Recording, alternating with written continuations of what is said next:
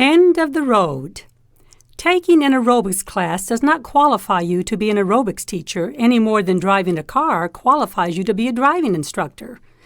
Unfortunately, I didn't understand this fact the year that I attempted to teach a friend to drive. It was springtime in Las Vegas, New Mexico, home of New Mexico Highlands University, where my husband and I were college juniors.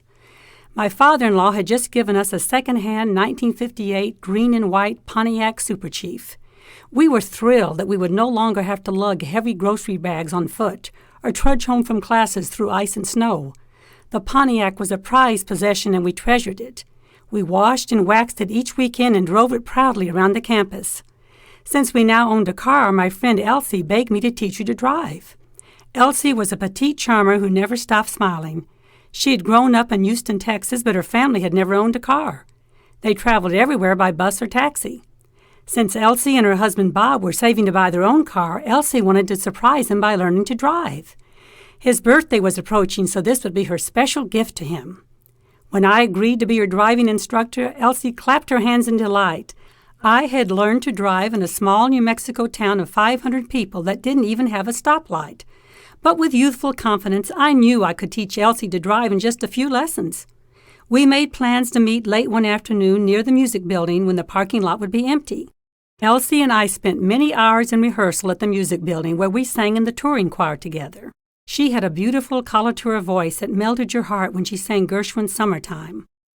About 5 p.m. on the appointed day, I parked the Pontiac in the parking lot and excitedly waited for Elsie to appear. I was relieved to notice there was only one other car in the entire parking lot, a small gray Ford.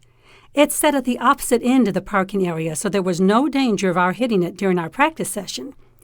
Elsie exited the music building and got into the driver's side of the car as I slid over on the seat. "I just can't wait to learn to drive, Judy." "Well, there's nothing to it, Elsie." I showed her the usual things, such as the gauges and the automatic gear shift. I pointed out the gas pedal and brake pedal and helped her fix the rearview mirror. Since Elsie was about a foot shorter than I was, we also adjusted the seat. I had parked the car against a concrete barrier, so we needed to back it up to begin our lesson. "Elsie, just turn the key in the ignition to the right and move the gear shift to reverse.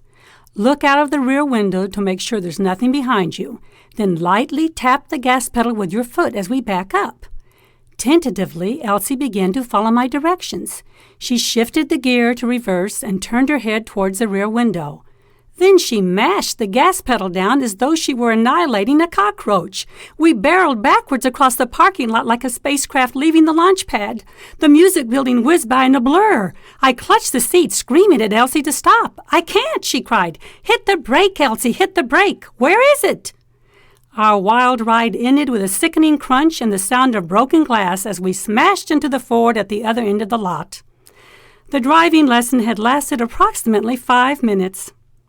Elsie and I clung to each other, sobbing and hysterical, unsure how our innocent birthday surprise had resulted in such a disaster. Amazingly, neither of us was hurt. However, the 2 automobiles suffered some moderate damage. Our beautiful green Pontiac had a huge dent in its rear fender. The Ford had a bashed-in door and broken window. Elsie and I lived through the accident and its repercussions, our friendship intact, even if the cars weren't. The ill-fated driving lessons ended the first day they began. I resolved not to help any more friends learn to drive, because sometimes a random act of kindness results in a random accident.